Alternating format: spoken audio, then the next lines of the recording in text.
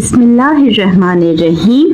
नज़्म है शिकस्त की आवाज़ और इसके शायर हैं मीरा जी। उमंगों ने मेरे दिल को अजीब उलझन में डाला है, समझता है कि जो भी काम है वो करने वाला है। बुनियादी तौर पर शायर मीरा जी इस नज़्म को 3 हिस्सों में तकसीम कर रहे हैं। पहले हिस्से में अपनी ख्वाहिशात और उमंगों का इजहार करते हुए लिखते हैं कि मेरा दिल चाहता है कि इस दुनिया को बदल कर रख दूँ, ऐसा इनकलाब लेकर आऊँ कि हर चीज़ में तगय्युर हो, तब्दीली हो और नई राहें खुले और इंसान जिद्दत की तरफ और तरक्की की राहों की तरफ गामज़न हो। अगले हिस्से में आप इकरार करते हैं कि ये सब कुछ मुमकिन नहीं और आखिरी हिस्से में आप अपनी शिकस्त को कबूल करते हैं। शायद इसीलिए इस नज़्म को शिकस्त की आवाज़ कहा गया। ये शेर इंसानी ज़िंदगी की वो तस्वीर दिखाता है कि जब इंसान के दिल में अरमान और उमंगें होती हैं। यहाँ पर 2 पहलू सामने आएंगे इस शेर के और हम दोनों पर बात करेंगे। पहला पहलू ये होगा कि ये उमंगें इससे इनके दिल में जो पैदा हुई, उन्होंने इनके दिल के सुकून को छीन लिया। इंसान हर वक्त किसी न किसी ख्वाहिश के पीछे भागता रहता है। बकौल मिर्ज़ा गालिब, हज़ारों ख्वाहिशें ऐसी कि हर ख्वाहिश पे दम निकले, बहुत निकले मेरे अरमान, फिर भी कम निकले। शायर मीरा जी का कहना है कि मेरे दिल में बेशुमार ख्वाहिशात और तमन्नाएं हैं। इन तमन्नाओं ने मेरे दिल को उलझा कर रख दिया है। दिल सुकून और इत्मीनान से खाली हो गया है क्योंकि हर तरफ ख्वाबों और अरमानों का एक तूफान है। मज़ीद शायर मीरा जी का कहना है कि वो समझते रहे कि जो भी काम है अभी वो करने वाला है, यानी इसमें मज़ीद बेहतरी की गुंजाइश है। और ये चीज़ इन्हें उलझाती रही और बेचैन करती रही और यूं इनके दिल का सुकून जाता रहा और वो इस ख्वाहिशात के तूफ़ान में शिद्दत लाती रही। मगर हकीकत में ज़िंदगी इतनी आसान नहीं जितना कि इनका दिल समझता था। इंसान हमेशा ये गुमान करता है कि इसकी हर ख्वाहिश पूरी हो सकती है, मगर हकीकत में ज़िंदगी इतनी आसान नहीं। इंसान का ये गुमान हकीकत में मुमकिन नहीं। हकीकत तो ये है कि सब कुछ इंसान के इख्तियार में नहीं है। यही वजह है कि ये उमंगें और अरमान इंसान के दिल का सुकून और एहसास छीन लेते हैं। होता क्या है कि बहुत सारी ख्वाहिशात होती हैं और लेकिन इंसान के इख्तियार में सब कुछ नहीं है और जब वो इस हकीकत को देखता है, इसका सामना करता है, तो मायूस भी होता है और उसकी उलझन और कश्मकश बढ़ती जाती है। इसी उलझन और कश्मकश का इजहार मीरा जी ने इन अशार में किया है कि इनकी उमंगों और पा लेने की ख्वाहिश ने इनके दिल को उलझा दिया और जब इनकी उमंगें हसरत बढ़ने लगी तो ये इनके दिल की उदासी का सबब भी बनने लगी। एक और पहलू जिसका ज़िक्र हमने इब्तिदा में किया वो ये भी हो सकता है कि मंजर कुछ यूँ हो कि इनके दिल में बहुत सारी ख्वाहिशात हैं लेकिन हालात इतने साजगार नहीं कि वो अपनी तमाम ख्वाहिशात को पूरा कर सकें, क्योंकि किसी भी मुकाम को हासिल करने के लिए कुछ हालात भी मुनासिब होने चाहिए और इसी वजह से इनका दिल बेचैन रहता है क्योंकि वो तो बहुत बुलंद ख्याल और बहुत बुलंद ख्वाहिशात रखने वाले इंसान हैं, लेकिन इनके हालात ये इजाज़त नहीं देते कि वो उस मुकाम को हासिल कर सके। तो ये 2 पहलू सामने आएंगे। अगला शेर है, ये कहता है नए रास्ते दिखाऊं मैं सवारों को, ये कहता है कि ले आऊं फलक से माहपारों को। अब फलक से चांद सितारे लाना ये एक अलामत है किस चीज़ की? नामुमकिन को मुमकिन बनाने की। ठीक है, तो इस बात को अगर हम समझ लेंगे तो हमें इसकी तशरीह करना आसान रहेगी। ये शेर इंसान की क़यादत, रहनुमाई और नई सोच की अलामत है। शायर के दिल में ख्वाहिश है कि दूसरों के लिए नई राहें मुतय्यन करें। इंसान के दिल में कई ख्वाहिशात पैदा होती हैं जो इसे तरह तरह के ख्वाब दिखाती हैं। ایک رویہ ہے انسان کی فطرت کا، یہ شاعر میرا جی کے اندر چھپے ہوئے بلند خوابوں خواہشات کی تصویر پیش کرتا ہے کہ ان کے دل میں جو چھپے ہوئے خواب ہیں وہ بہت بلند ہیں، بہت خواہشات ان کی بلند ہیں۔ اس شعر میں شاعر نے انسانی فطرت کے دو بڑے پہلوؤں کو پیش کیا ہے، دنیا میں کچھ کر دکھانے کی خواہش اور دوسروں کے لیے مثال بننے کی امنگ، کہ ایک تو وہ دنیا میں کچھ کر دکھانا چاہتے ہیں، کچھ بڑا، کچھ الگ، اور دوسرا ان کے دل میں جو ہے ایک امنگ ہے ناممکن کو ممکن بنانے کی، تاروں کو زمین پر لانے کی، فلک سے ماہ پاروں کو۔ تو یعنی ایک علامت کے طور پر لیا گیا ہے کہ وہ ناممکن کو ممکن بنا سکے۔ تو ان کے دل میں کیا خواہش ہے کہ ناممکن کو ممکن بنانے کی آرزو ہے۔ شاعر میرا جی چاہتے ہیں کہ وہ دوسروں کے لیے بھی کامیابی کی راہ متعین کرے، کہ یعنی یہ سب چیزیں وہ دوسروں کو بھی دے سکے اور خود بھی ناممکن کو ممکن کر کے اور بہت آگے بڑھ سکے اور خود بھی آسمان سے چاند ستارے لا سکے، یعنی ایسی کامیابی اور ایسے کارنامے انجام دے جو بظاہر ناممکن ہیں۔ تو یہ ان کے خیالات ہیں۔ اگلا شعر ہے، وہ کہتا ہے کہ صحراؤں کی دوری طے کروں پل میں، حقیقت یہ کہ احساس شعوری طے کروں پل میں۔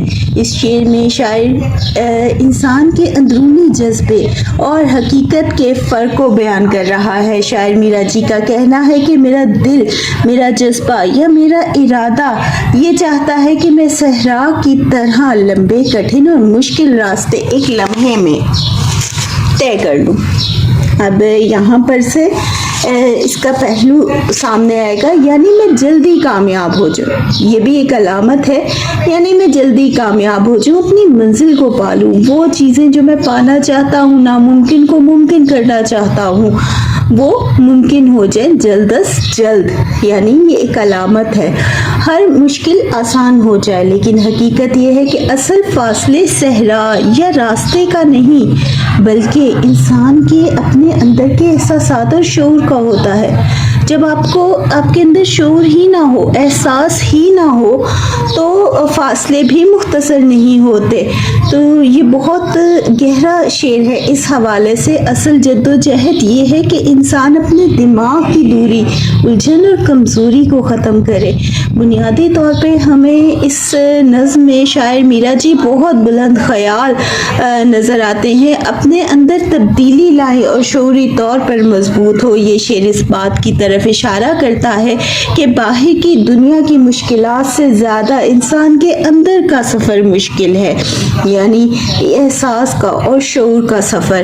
اپنے احساسات، سوچ اور شعور کو قابو میں لانا اور سنوارنا سب سے بڑا سفر ہے۔ شاعر کے نزدیک کامیابی اور تبدیلی باہر سے نہیں بلکہ اندر سے شروع ہوتی ہے۔ سفر ذات سب سے بڑا سفر ہے۔ انسان اگر اندر سے مضبوط ہو جائے تو صحرا جیسے فاصلے بھی پل میں طے ہو سکتے ہیں۔ ارادے ہیں تو کیا اونچے ارادوں کو سمجھنے کا نہیں احساس حاصل سیدھے سادوں کو۔ شاعر میرا جی کا کہنا ہے کہ اگر کسی انسان کے ارادے بلند، عظیم اور آسمان کو چھونے والے ہوں تو ان ارادوں کی حقیقت اور ان کی قدر و قیمت ہر کسی کو سمجھ نہیں آ سکتی، خاص طور پر وہ لوگ جو سادہ سوچ رکھتے ہیں۔ سادہ سوچ، یہاں پر سادہ سوچ سے مراد محدود سوچ اور محدود نقطۂ نظر ہے۔ محدود نقطۂ نظر یا دنیاوی سوچ کے پابند، اور وہ بلند ارادوں کے معنی اور ان کی وسعتوں کو نہیں سمجھ سکتے۔ یعنی یہ جو بلند خیالی ہے، یہ جو کچھ پا لینے کا، جان لینے کا جذبہ ہے، یہ عام سادہ لوگ نہیں سمجھ سکتے۔ یہ شعر ان لوگوں کے لیے پیغام ہے جو اعلیٰ سوچ، بڑے خواب یا بڑا مقصد رکھتے ہیں کہ انہیں مایوس نہیں ہونا چاہیے اگر لوگ ان کی بات یا مقصد کو سمجھ نہیں سکتے۔ یعنی وہ اس بات سے قاصر ہے کہ وہ ان کے خیال کو سمجھ سکے، تو اس سے یہ نہیں کہ ان کے ارادے کمزور پڑے، بلکہ وہ تو مضبوط ہو جانے چاہیے۔ وہ صحیح راہ پر ہے، وہ جو سامنے والا انہیں تنقید کا نشانہ بنا رہا ہے وہی تنگ نظر اور محدود خیال اور سوچ کو رکھنے والا ہے۔ یہ بنیادی نقطہ ہے، کیونکہ ہر دل اور ہر ذہن اونچی سوچ کو سمجھنے کی صلاحیت نہیں رکھتا۔ شاعر کا کہنا ہے کہ بڑی سوچ کو ہمیشہ عام لوگ نہیں سمجھ سکتے، اس لیے دیکھنے والوں کو تنقید یا بے فہمی سے گھبرانا نہیں چاہیے۔ وہ لوگ جو خواب دیکھتے ہیں کچھ کر دکھانے کے، اعلیٰ ارادے صرف اعلیٰ ضرب والے ہی سمجھ سکتے ہیں۔ جہاں میں سیدھے سادے آدمی کثرت سے بستے ہیں، ہے محدود ان کی ہمت اور محدود ان کے رستے ہیں۔ شاعر اس شعر میں دنیا کی عام اکثریت کا حال بیان کر رہے ہیں۔ ان کا کہنا ہے کہ دنیا میں سادہ لوگ، عام فہم، سیدھے سادے لوگ بڑی تعداد میں بستے ہیں۔ ان کے اندر کی سوچ، ان کی زندگی کا طریقہ بہت محدود اور معمولی ہوتا ہے۔ ان لوگوں کی ہمت بھی بہت محدود ہوتی ہے، یعنی وہ بڑے خواب یا بلند مقاصد نہیں رکھتے۔ کون سے لوگ جو سادہ ہیں، جو محدود سوچ رکھتے ہیں، وہ زیادہ کثرت میں ہیں، لیکن وہ کچھ کر دکھانے کا جذبہ بھی نہیں رکھتے۔ ان لوگوں کی ہمت بھی محدود ہوتی ہے ان کی سوچ کی طرح، یعنی وہ بڑے خواب یا بلند مقاصد نہیں رکھتے۔ ان کے راستے اور زندگی کے فاصلے بھی محدود سوچ کے تابع ہوتے ہیں، ان کی سوچ کے تابع ہوتے ہیں، ان کی زندگی کے فیصلے۔ نہ وہ نئے راستے تلاش کرتے ہیں اور نہ ہی کسی بڑے کارنامے کی طرف کامیابی سے قدم بڑھاتے ہیں۔ دنیا میں عام لوگ تعداد میں زیادہ ہوتے ہیں، مگر وہی لوگ ترقی کرتے ہیں جن کی سوچ بلند ہوتی ہے، جو بلند خواب دیکھتے ہیں اور ان خوابوں کو حقیقت کا روپ دینے کا عزم اور حوصلہ رکھتے ہیں۔ راستے کی مشکلات ان کے ارادوں کو مزید مضبوط بناتی ہے۔ اس کے برعکس سادہ لوگ دنیاوی اصولوں، معاشرے کی پابندیوں اور محدود فہم کے قیدی ہوتے ہیں۔ جو محدود سوچ رکھتے ہیں وہ کس چیز کے قیدی ہوتے ہیں؟ دنیاوی اصولوں، معاشرے کی پابندیوں، یعنی وہ اسی طرح سے سوچتے رہتے ہیں کہ اگر ہم کوئی بڑا قدم اٹھائیں گے تو لوگ کیا کہیں گے، معاشرہ کیا کہے گا، اور یہی وجہ ان کے پاؤں کی زنجیر بنتی ہے اور وہ کچھ نیا اور کچھ بلند نہیں کر پاتے۔ اسی خیال کو آپ بیان کر رہے ہیں اور محدود فہم کے قیدی ہو جاتے ہیں، اس لیے ان سے بڑا کام یا بلند حوصلے منسوب نہیں کیے جا سکتے۔ اگلا شعر ہے، تمدن اور تہذیبوں نے پھندا ان پر ڈالا ہے، وہ کہتے ہیں کہ ہونا ہے وہی جو ہونے والا ہے۔ اب انہی لوگوں کا ذکر ہمیں مزید آگے بھی ملتا ہے کہ ان کا مزید آگے رویہ کیا ہوتا ہے۔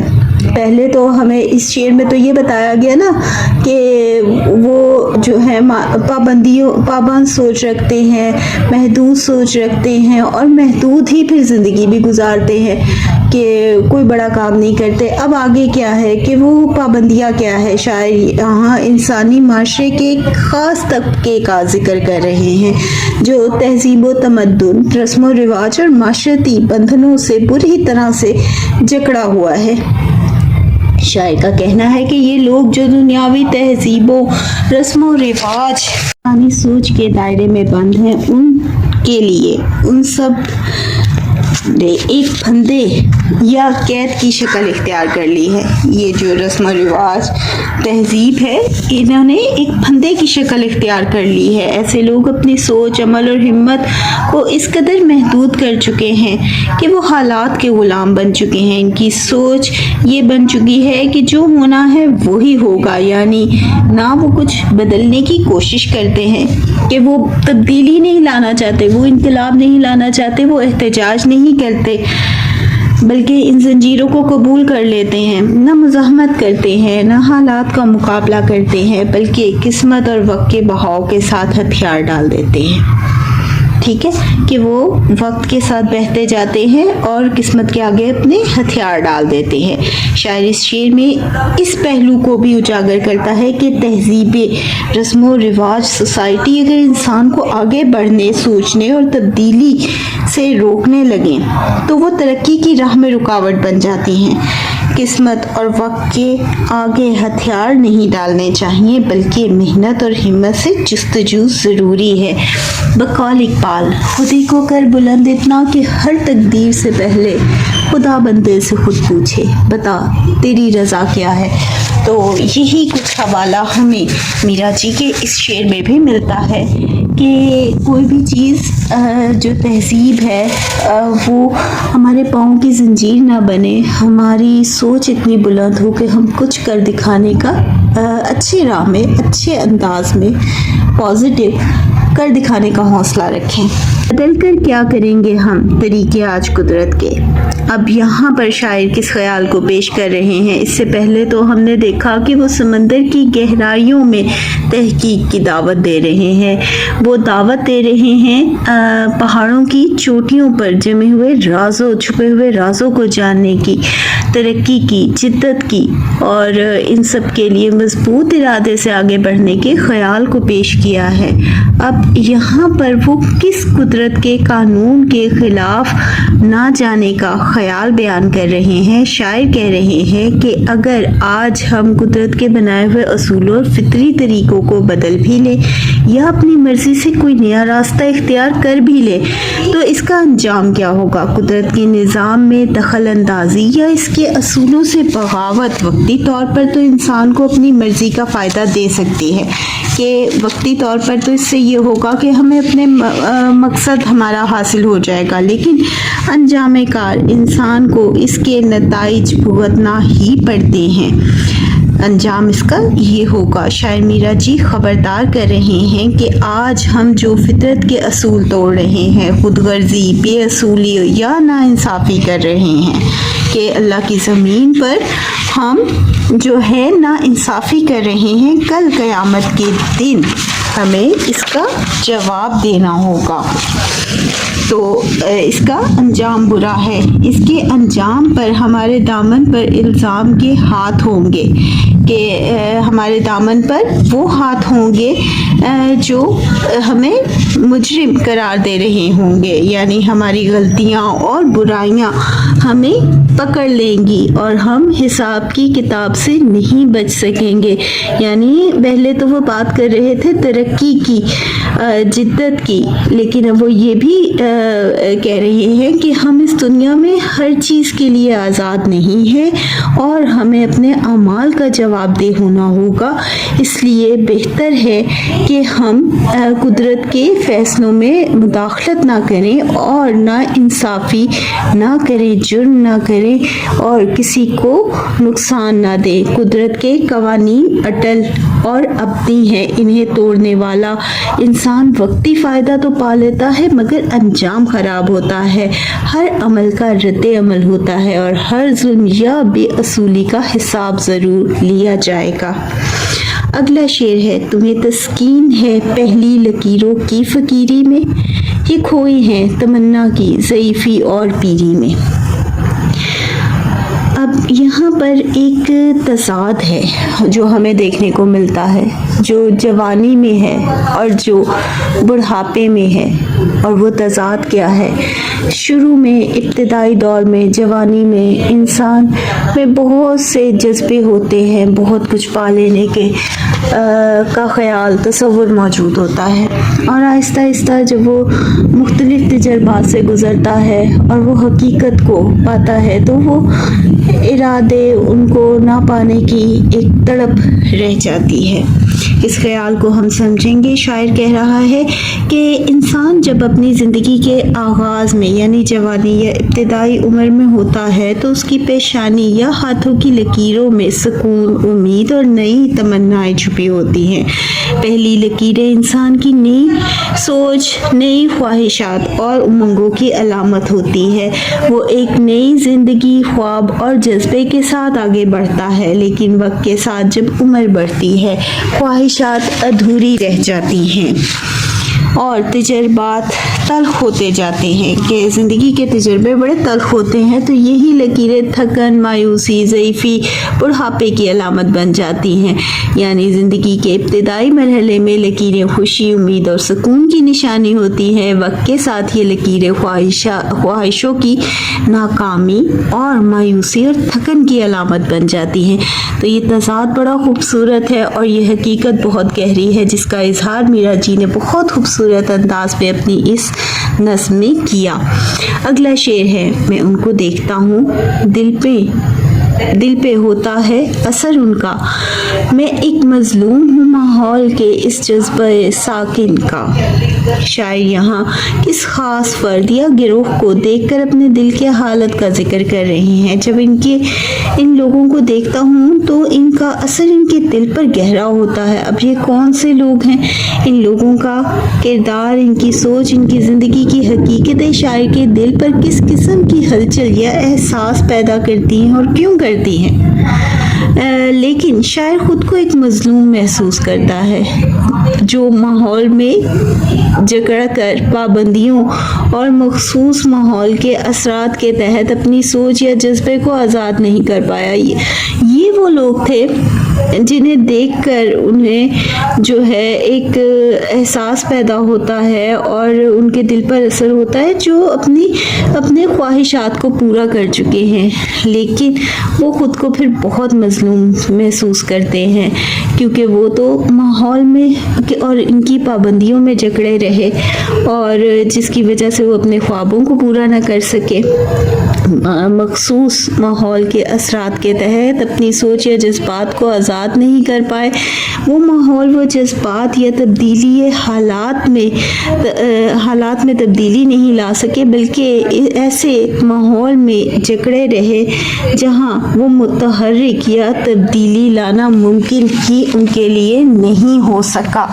कि एक तरफ वो कह रहे हैं कि मैं वो उन लोगों को देखता हूँ जो अपने कारनामे कर लेते हैं और अपने मकासद को हासिल कर लेते हैं, तो उन्हें इनके दिल पे बड़ा असर होता है। और फिर साथ ही वो अपने हालात का जिक्र करते हैं कि उनके हालात ऐसे नहीं थे और वो जकड़े हुए माहौल से ताल्लुक़ रखते थे। यही एक वजह थी कि उनकी बुलंद ख्याली जो है हकीकत का लिबादा नहीं पहन सकी।